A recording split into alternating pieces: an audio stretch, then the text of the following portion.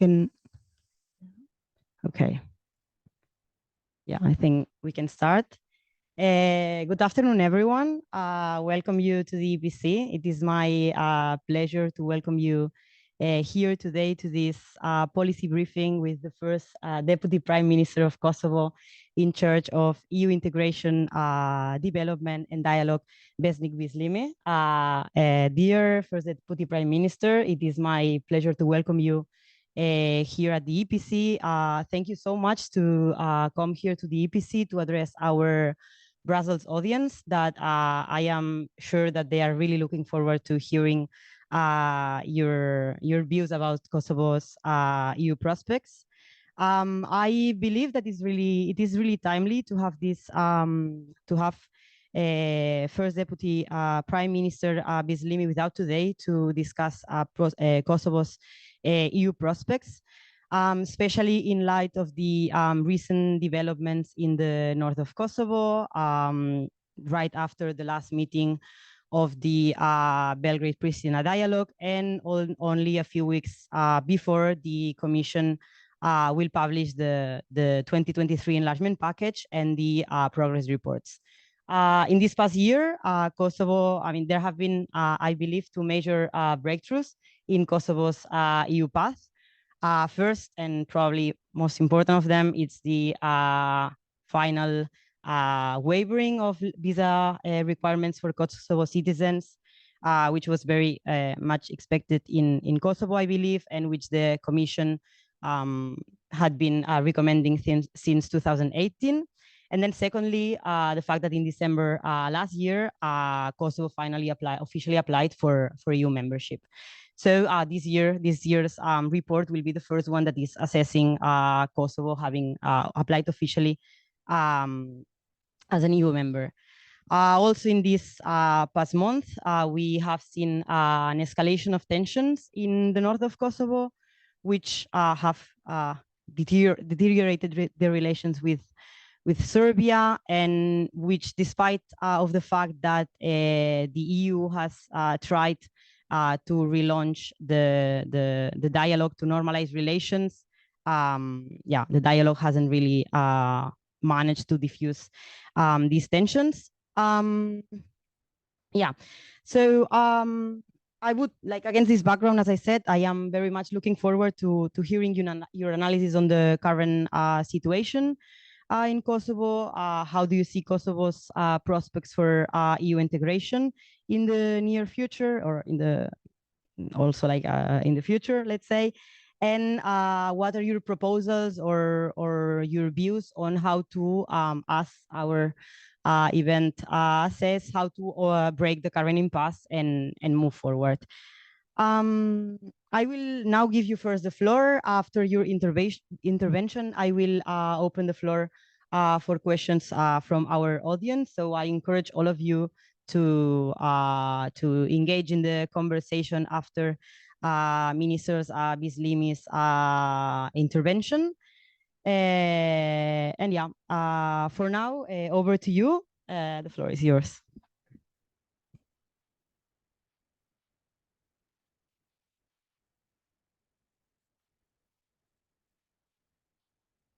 Thank you. Thank you very much for the introduction. Thank you indeed for helping us to arrange this meeting where I can address highly appreciated audience.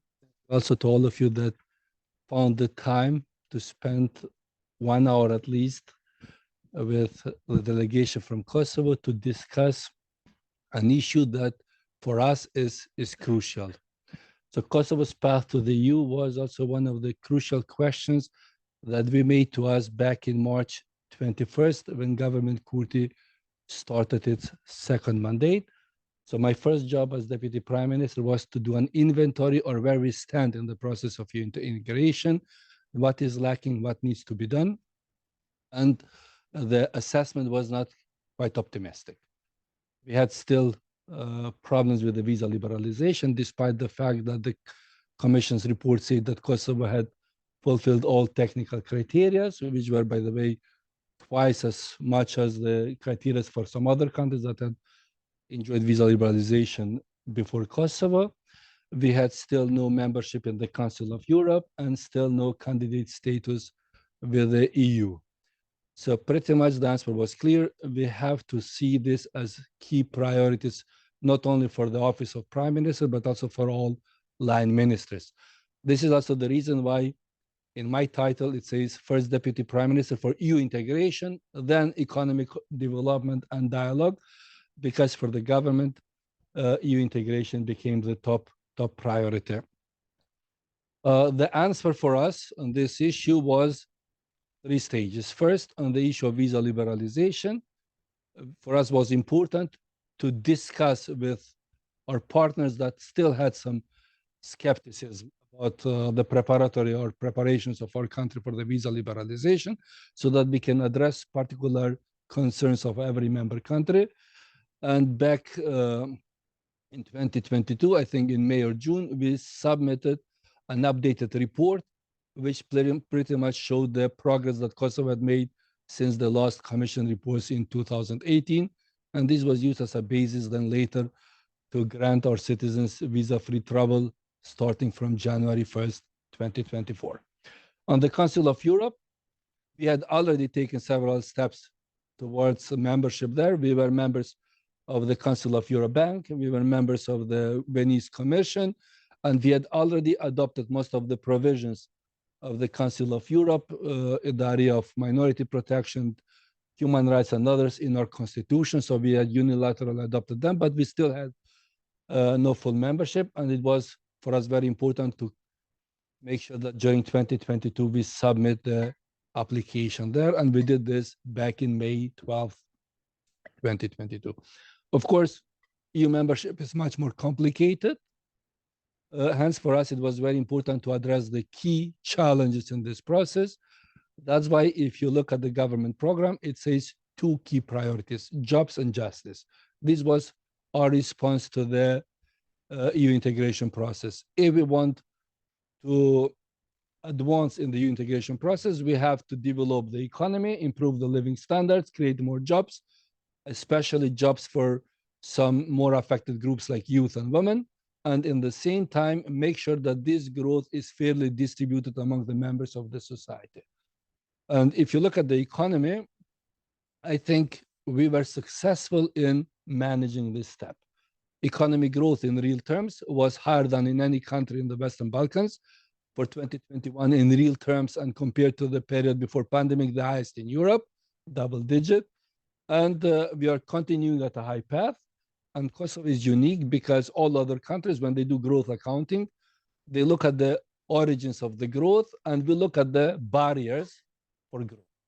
For example, a normal country like our friends in Albania will say, we grew at 4% because of this, this, and this. We say we grew at 10% despite this, and despite this. All of the difficulties what we face on the path to EU. And during a time where all countries were discussing the number of jobs lost, we were reporting on the number of jobs created.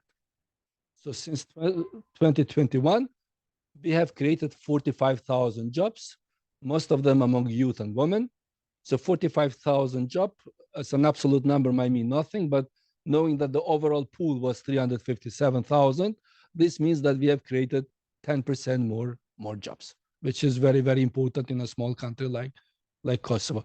And part of these jobs is even more important because they are not newly created jobs, but we designed our intervention packages during the pandemic in that way that we supported the formalization of the several important sectors of the economy. In the same time, for the first time in history, Kosovo introduced universal child allowance and universal maternity leave for all women, be it employed or unemployed, public sector, private sector, which means that on the redistribution role, we made sure that the growth becomes sustainable and the benefits of growth are fairly distributed among the members of the society. Also for this year, if you look at the macroeconomic indicators, we see that, for example, until yesterday, the corporate income profits increased by 15% compared to the last year. Corporate income taxes increased by 20% compared to the last year, which says that the volume of economic activity is increasing in a sustainable way. The other pillar, which is crucial for us, is the rule of law. And here, if you look at the reform package, we have the highest number of laws that target anti-corruption, which we see as a main barrier for growth, but also the credibility of the justice sector. If you look at impact of corruption, you will see that corruption can harm the country in 3 different ways. It can undermine the budget, and usually here you have to target tax authorities and the custom officials. It can undermine the pockets of the private households, for example, if there is corruption in the health sector or in the education, but it can also undermine the image of the country, and this is where the justice sector was very, very important for us. So we are now in the process of completing with the support of our international friends, also the anti-corruption strategy, the new draft, which will be probably approved in the parliament before the end of this year. So with this progress, we ensured that the country report drafted by the Commission for 2022 shows 2 developments. Historically, the best progress in Kosovo, since we started to implement the stabilization and association agreement, and also horizontally, the fastest progress compared to all other candidate countries. We wanted to show to European friends that Kosovo is willing and ready to accelerate efforts towards EU. This culminated then in December 15th with the official submission of our application for the candidate status. Kosovo was the only country that still did not have candidate status, despite the fact that 95% of the population in Kosovo supports the EU integration process. You don't have any other country in Europe that has such strong support for the EU integration process. Maybe to some extent, this is the result of the lack of alternatives. Kosovo is the only country that doesn't have alternatives to the West. So for us, it was clear there is no alternative option. It cannot be East, it cannot be BRICS, it cannot be anything else. There is only one option, which which is not necessarily a good argument, can weaken your bargaining power than when you discuss with the EU. Of course, one of the important elements in the EU integration process is also building good neighborly relations. Hence, for us, it was very important that we work towards full normalization of relations with our neighbor in the north. And because this process is connected to the integration process, Prime Minister decided that both of these activities are allocated to the same individual. So my cabinet covers both of them, EU integration and the normalization of relations with Serbia. For us, it was clear we have to look forward. We have to see what is missing in the process so that after 10 years, we still have not fully normalized the relation with our neighbor. And we have to work permanently on finding that final solution with a legally binding agreement that would ensure that we can live in peace close to each other and focus on economic development. One of the key issues on the normalization talks with Serbia is the fact that for all of us, it's clear that the normalization must end with a full normalization of relations. However, we have at least 10 different interpretations of what this full normalization means, because we are in a process that has never managed to explicitly state the objective of the process. So we only say it's full normalization, but if you ask Kosovo what full normalization is, it's not the same idea as what our friends in Belgrade will share, or maybe friends among EU member states. Of course, for us, it was imperative that this process is closed as soon as possible. However, last year, there was awareness among our biggest allies that currently there is no strong leverage over Serbia to create the conducive environment towards a full normalization. Hence, the proposal was to include an intermediate step, an agreement towards the full normalization. And this is how the French-German proposal was born, which later became the EU proposal. For us, this was a big compromise because in our interpretation, it was very important to have a final agreement centered around mutual recognition.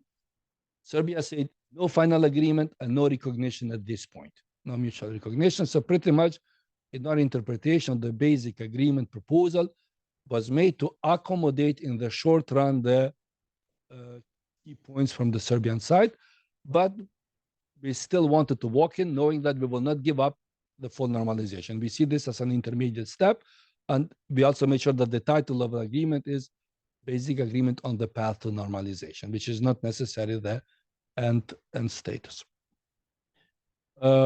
If you look at one of the proposals that was submitted to Kosovo back in December for the implementation of the basic proposal, which means that the discussion about the implementation did start even before we adopted the basic agreement. The basic agreement was adopted in February 27th.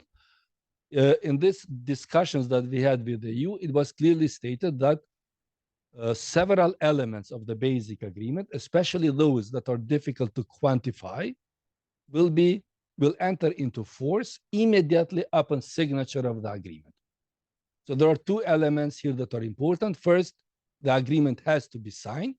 And second, elements of good neighborly relations on working based on the UN Charter, non-interference on the internal issues of recognizing the mutual jurisdiction of the countries and others, were to enter into force immediately upon signature of the agreement. However, when we offered to sign the agreement back in February, President Vučić said that he will only sign once we agree also on the implementation act. We said, okay, let's leave this for Ohrid. But still in Ohrid, there was no willingness to sign the agreement. And I think this was the momentum where the agreement started to appreciate. So this was the moment where we saw the erosion of the agreement. The idea that we can still conclude that we have an agreement, despite the fact that one of the parties publicly says, I have pain in my hand, and this pain will last for another 4 years, so I will not be able to sign anything in the next 4 years. But because we are nice, we will still pick up some of the elements and maybe implement them later. This was also the starting point where the proposals for the implementation of the basic agreement started to deviate. So from a proposal that said these elements of good neighborly relations, equal treatment of parties, enter into force automatically upon signature, we moved to a new reality when we were told, okay, once you do all of your obligations, what you might expect is an increase of the pressure of the international community towards Serbia to discuss on the implementation of their parts of their obligations. So which was for us unacceptable, because we said, first, the annex states clearly that all articles of the agreement have to be implemented. The annex says clearly that parties cannot condition the implementation of articles. And it also says that all articles will have to be implemented independently of each other. And since then, we also adopted another criteria set by the EU mediator, that the implementation has to follow a sequence where parties reciprocally provide something. You deliver something, then you get something. Because there was a fear that if one of the parties gets the benefits of the agreement, the incentives for further cooperation might decline. So the agreement was supposed to be designed that way, that you have to do something if you want to get something from the basic agreement. However, from the very moment in December, when the pressure to accept the basic proposal increased, we saw that there is a tendency to move us away from the basic agreement and put us in a crisis mode. So there were always incentives to create tensions on the ground so that the focus shifts from basic agreement towards crisis management, and also force Brussels to move to that or to shift to that mode. We had the barricade back in December. We had the decision to withdraw police officers and mayors from the offices back in November. We had the boycott of elections. We had then the attacks on A4 troops on May 29th, and we have now the attack right after the meeting in Brussels on September 14th. If you look at the meeting on September 14th, you will see one of the elements that Kosovo proposed as part of the implementation sequencing that exactly addresses this fear. When we say, okay, parties have to commit not to use force or threat to use the force against each other, not to risk the territorial integrity of the other party, and all of these elements, because we had accumulated intelligence information that the situation is going to escalate. And this is where we stand now, 10 days after this act of aggression. Kosovo, and we have now more than enough evidence that everything was not only executed, but also designed and financed and trained from the government of Serbia in Belgrade. I will stop here and maybe then try to address the rest. Thank you so much for sharing your analysis and also like your reading of how this last year of several events has gone. You just before finishing, you said something that the dialogue was moving. So I will open soon the floor for questions from the audience, but I want to follow up with a couple of things that you mentioned during your intervention. The first one is you said that the dialogue was moving away from the basic agreement to crisis management.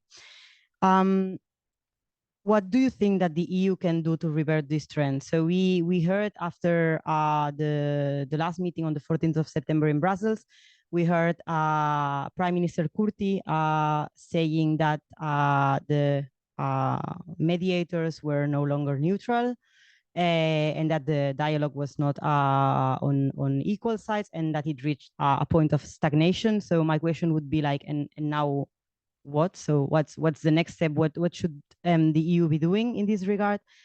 And then I would also ask you about the progress that you have been like mentioned the progress that Kosovo has done in the past 2 years and a half when it comes to economic indicators or development of the economy, and then judiciary.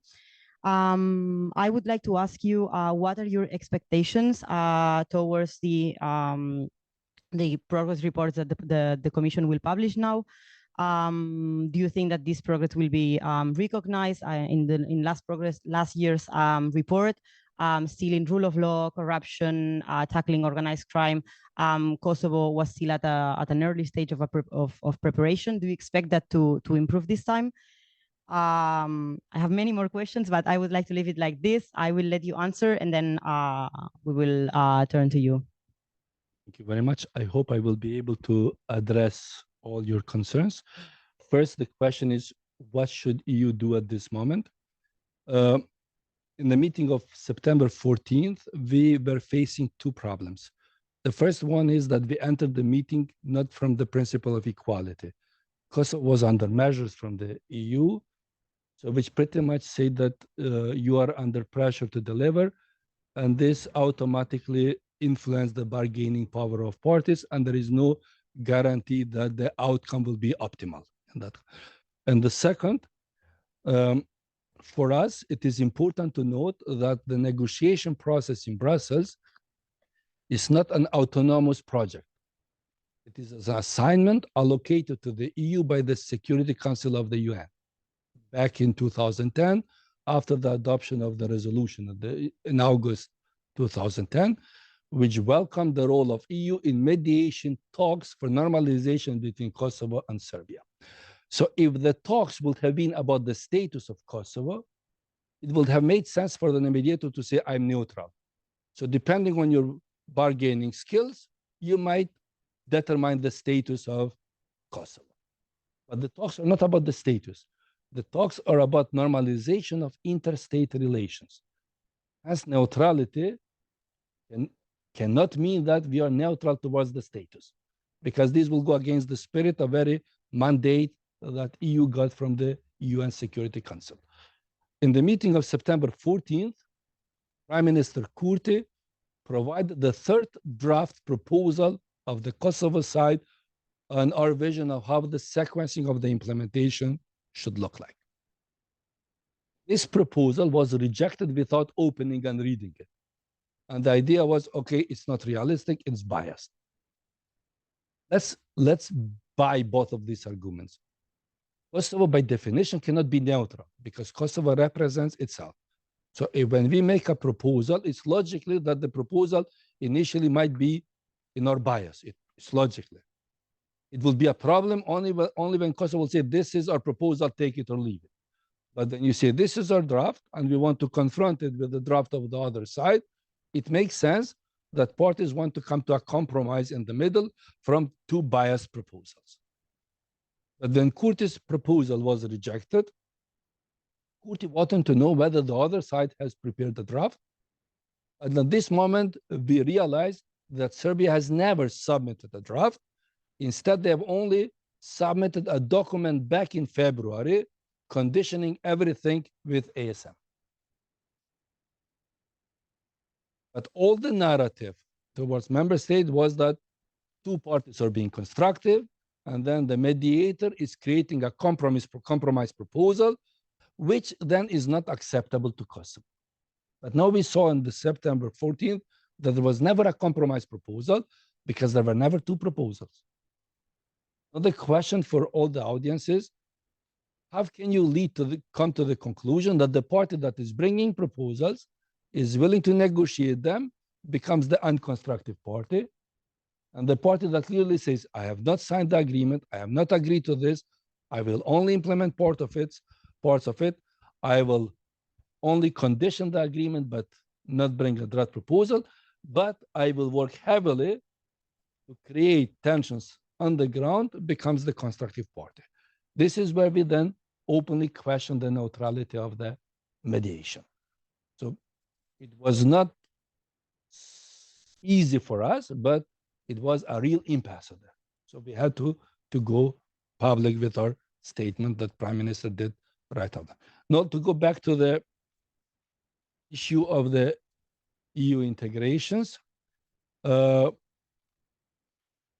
of the reforms that we have undertaken are not of the normative nature. They're positive facts.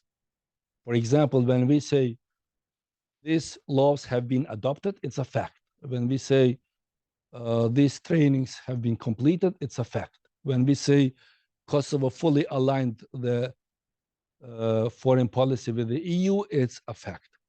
And EU has to prepare the country report based on these facts. So hence, we are pretty optimistic that the report will be able to reflect objectively the progress of my country.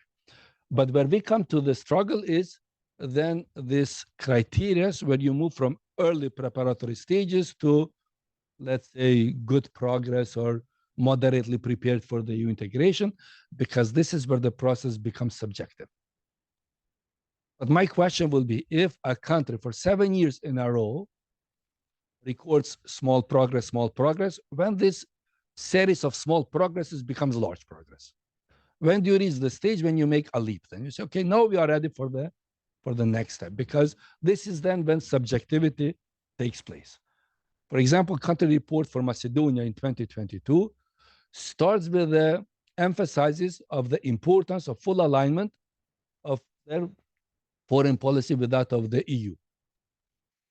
Kosovo had done the same, but this was not mentioned in the report. In the Kosovo case, it started with a note that the parliament did not have the quorum several times. To be honest, for the purpose of EU integration, it doesn't matter whether you have 30 plenary sessions where you adopt 5 laws, each of them, or 5 plenary sessions with 30 laws adopted in each of them. You still complete the obligations undertaken from our SAA agreements. Kosovo is implementing the Stabilization and Association Agreement since 2016.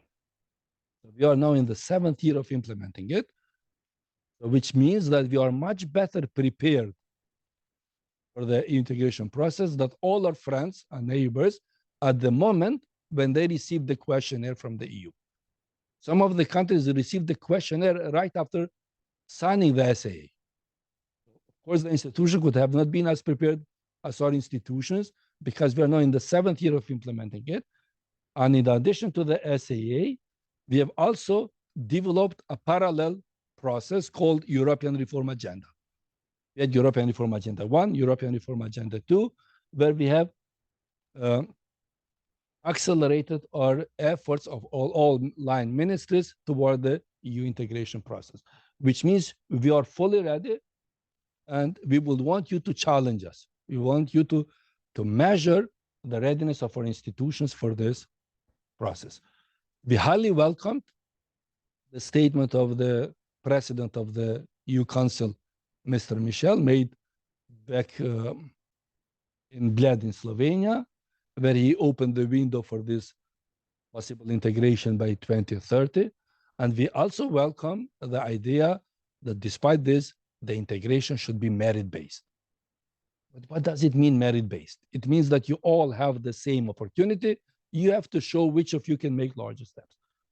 It cannot be a merit-based process if you say, here the target, but I will put you under measures. I will not give you this process. I will not give you this instrument and so on, because then we are not playing at equal terms. So Kosovo lags further behind in terms of GDP per capita, in terms of several other indicators. And instead of enjoying additional support so that we can converge in the region together with the convergence towards EU, we are pretty much saying, okay, now show us how can you compete with the rest by having these additional barriers. So the question is, to what extent is the process then fairly designed? We are a small country. All we have is this strong will, but all we need is also strong support from the EU in this process so that it succeeds. That's a good message to kick off the discussion. I hope that people in the room take your message of like challenge us and assess the Kosovo's progress. Now we can open the floor for questions. You can just raise your hand and then we'll pass you the mic. Okay, we have one question here and another one there. Take these two questions and then you respond. Deputy Prime Minister, very pleased to see you in Brussels. My name's Nicholas White. I work at APCO Worldwide, but before that I worked for the International Crisis Group and did quite a lot of research on your situation. Just two things, one on European integration and a small point on the dialogue. If I may, also, I should say I ask in a personal capacity. You've spoken a lot about the challenges which are created by other people for your European integration, and my congratulations to you for pushing as far as you can. I'm just interested in your reflection on how big a problem is it for you that there are 5 EU member states that still have not got through the important step of recognizing Kosovo, which is an independent country, as an independent country. In the old days, it was possible to de-dramatize this and to separate the functionality from the diplomatic niceties, and I fear that people are losing track of that. My question about the dialogue is this. It has struck me that one of the key confidence-building measures that should be taken by Serbia, if it were serious about the dialogue, would be the return of the cadastral records. They are doing Serbia no good, being kept where they are. To return them would indicate good faith that your jurisdiction is recognized over your territory, and it would simplify a lot of the property disputes which remain a big issue after the conflict of the 1990s. So I'm just curious to know whether this is one of the issues that you intend to prioritize, or perhaps there are other ones that you feel are more important right now. Thank you.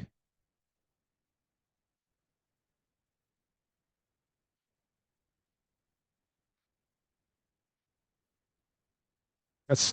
Hello, I'm Augustin Palok, a journalist working for Moderator from Kosovo and Youth Analyst from Croatia. I was 42 when the dialogue started. Now I am 54, fit for 55 next year. Anyway,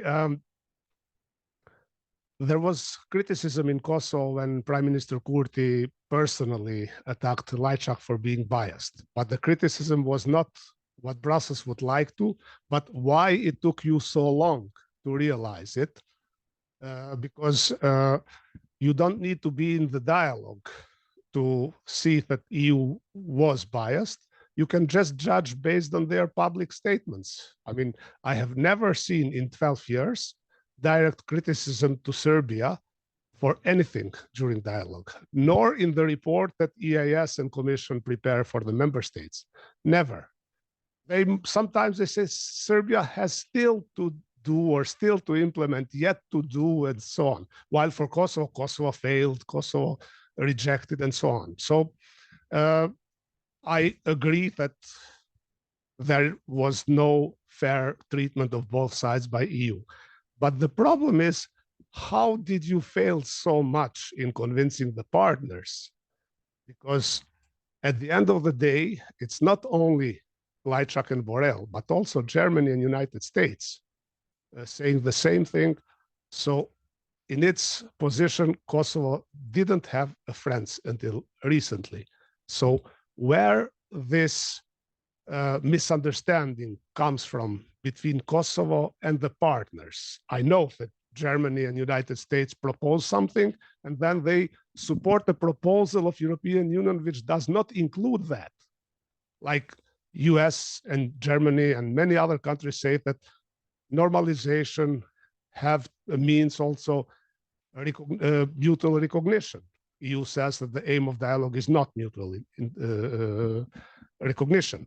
Then they say that association of the municipality should be based on the Kosovo constitution, the findings of Kosovo constitutional courts, but EU doesn't say that. We asked them several times and they didn't say, they didn't confirm. Maybe they think, but they don't express this publicly.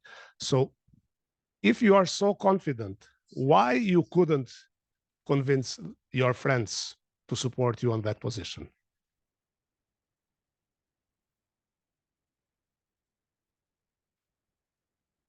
Thank you very much for these challenging questions.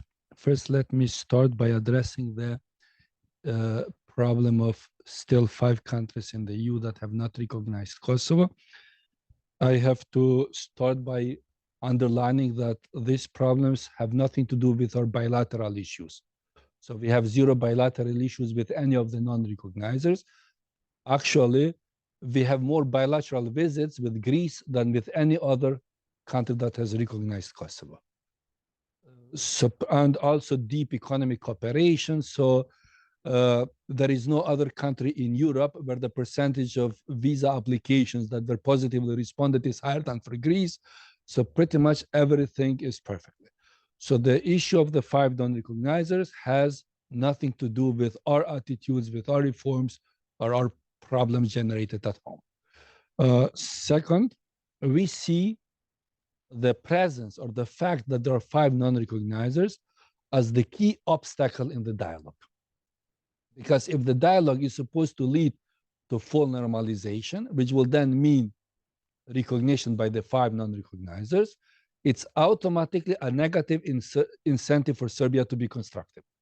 Being constructive means losing the support, which is not direct support for them. None of the countries that has not recognized Kosovo is saying that they do this to support Serbia, but they have other issues. But for Serbia, it will mean losing the assets on the hand if they will be constructive in the dialogue. Because Serbia believes that the issue, and they believe this rightly, of the 5 non-recognizers is very important for us. They believe that this can be used to shift the bargaining power in the process, which is then preventing a successful completion of the process.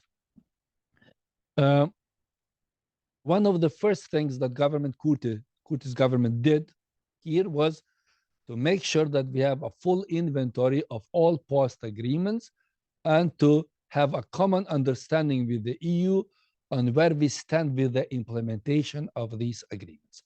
We did this back in July 21 in a 2-day meeting with the EU, when we listed every agreement and we presented our view on where we stand with the implementation and EU their view, and we wanted to make sure that we leave the meeting with the same interpretation. And first one anecdote, and then I will show you what was the finding. When we discussed one of the agreements where EU had a large interest, integrated border management, because EU had also invested its own money. We concluded that Kosovo had fulfilled all its obligations, and we said Serbia has done nothing. The EU interpretation was that Kosovo has completed all of its obligations. However, on the side of Serbia, there was a slow progress. And I wanted to know from the EU official what this slow progress means. And the answer was they have done nothing. And then I said, but how can doing nothing be formulated as slow progress? Slow progress means 10% of the assignment, 15, but it never can be 0. 0 is not slow progress, it's nothing. But at the end, we came to this joint conclusion. There are agreements that were not implemented from both sides. However, the list of non-compliance on the Serbian side is twice larger than the list of non-compliance on the Kosovo side. And this despite the fact that most of the agreements are only foreseen implementation on the Kosovo side. So this is the inventory. And this brings me then to your question about the cadastre. In addition to the cadastre, 3 months before NATO intervention, Serbia sent a letter to the Kosovo National Museum with the request to borrow some 2,500 artifacts, together with a signing contract that had an inventory of all artifacts, for an exhibition in Belgrade, with the promise to send them back immediately after the exhibition. But they are still in Belgrade. The exhibition has ended back in 1999, but the artifacts are still there. For us, it was also very important as a confidence-building measures to make sure that these artifacts come back to Kosovo. However, when we put this in the implementation sequence and plan, Mr. Lajčák asked us to remove because he said this cannot derive directly from the basic agreement, and we agreed. But the issue of cadastres, which is important for us, but maybe not as important as the energy issue, which has not been resolved, also very important with the vehicle car plates, is included in the basic agreement as article number 10. These parties will agree to implement all past agreements.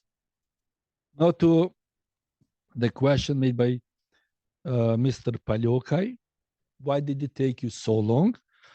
Well, first, when you start a very important process, the mediation, which is so important that even your EU integration depends on that, sorry, you have to be very careful on what you say publicly and what you do otherwise.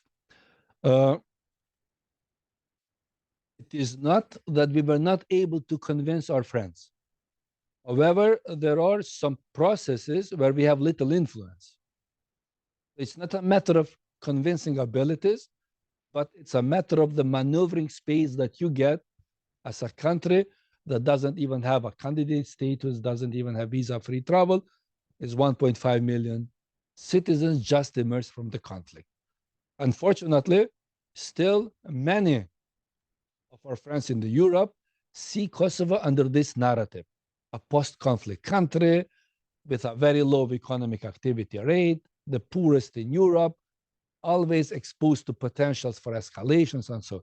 They don't see still our country the way how we would want to be seen, as the country with the best demographic landscape, a country with the most dynamic youth, with the strongest entrepreneurial spirit in Europe, a country with the strongest support for the EU integration process, with the highest growth rates of output, with great potential for cooperation. So we still did not make this jump, Mr. Paljokai. But it's not that our friends have not seen the problem in the dialogue. When you criticize the government, you said, but EU has said this. I will never mix the ideas and the positions of a single EU bureaucrat with those of the EU. EU still supports Kosovo heavily, not only with IPA funds, also with the WBIF, with the technical support in the reform of public administration and many other important processes that we are in. But pretty much EU functions like that, that maybe sometimes there is some space for individuals involved to have some individual, let's say, flavors added to the process. But it's not that we were not good at convincing them.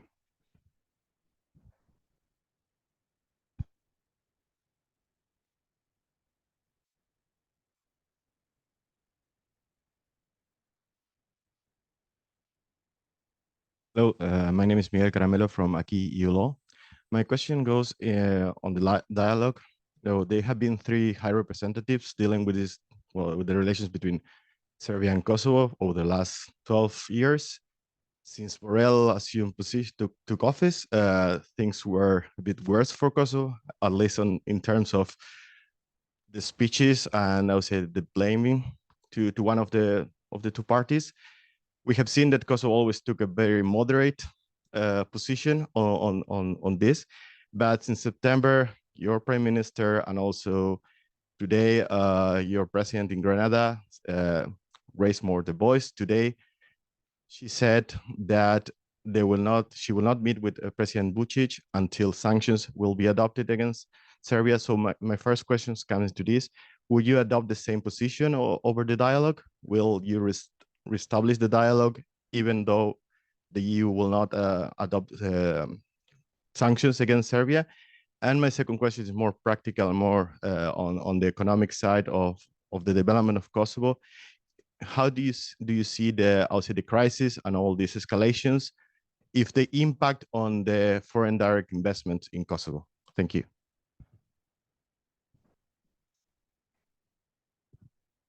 Any other question? Otherwise, we can. Thank you very much.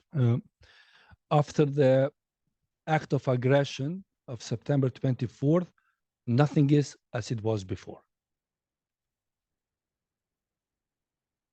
It's clear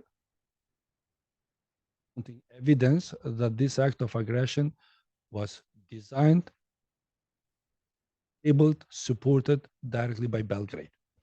So all criminals that were shot dead were Serbs. All those that were arrested were from Serbia. One of the organizers, Milan Radojcic, who publicly agreed that or accepted that he has organized everything, did participate in all meetings of the National Security Council of Serbia and is the deputy president of Lista Srpska. One of the dead terrorists was bodyguard of the BIA director, Mr. Volin.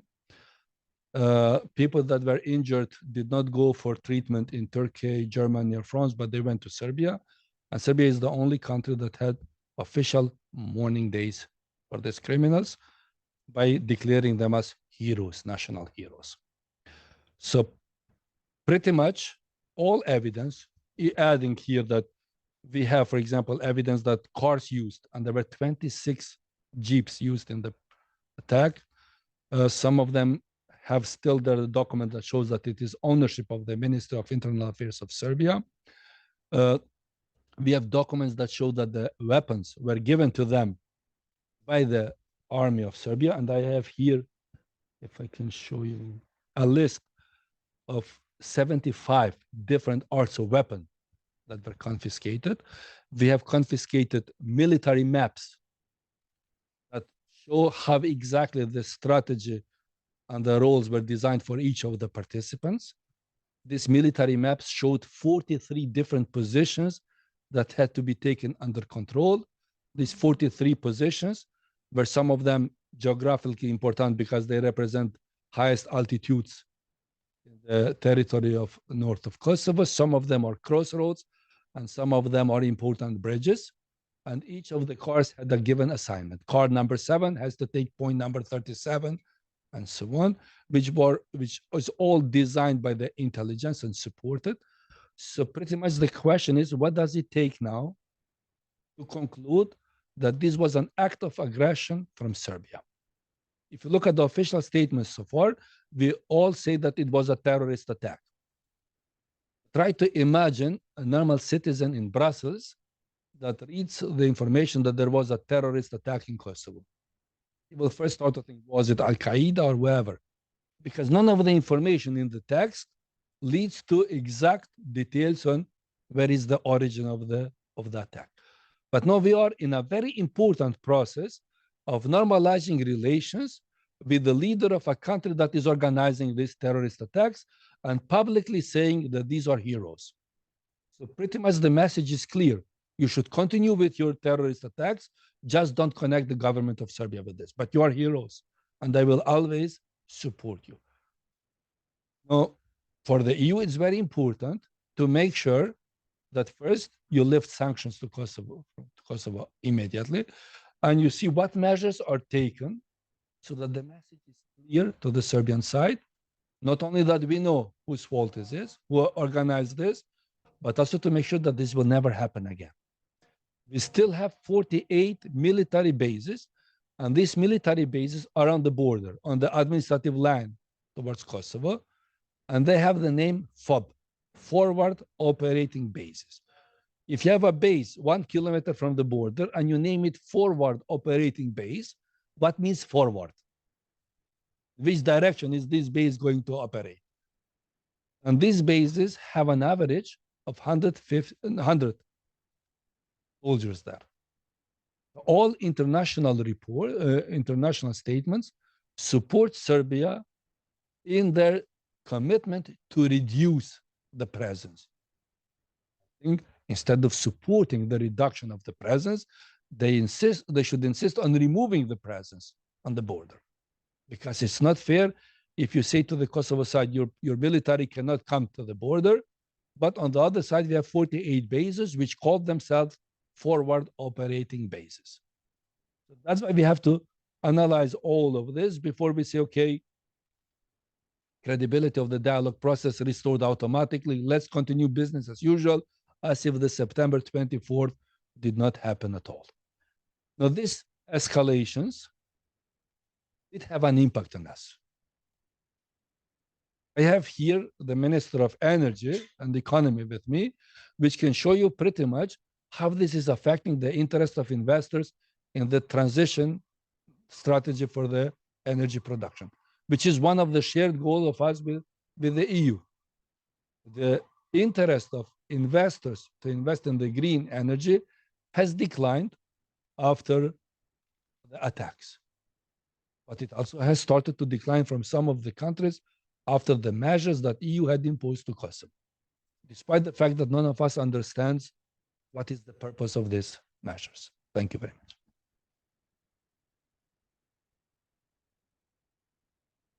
So I don't know if there's any last questions. No? Okay. Then I think it's almost, we can close it here. I don't know if you have any last message to the Brussels audience. Otherwise, we would close this discussion here. I really want to thank you for taking the time to coming here to the EPC and your trip to Brussels and addressing our audience. It was really, it was great to hear your insights and your reading of the situation. I really hope that we will have you here again, hopefully with positive developments in Kosovo and in the region. We are now, I think that all of us very much like looking forward to what the Commission will publish now, what they will say regarding Kosovo, also regarding Kosovo's application for membership. So let's hope for all the best. Thanks again, first Deputy Prime Minister, for coming here, and hopefully we'll be able to continue this discussion. Thank you very much again for inviting me.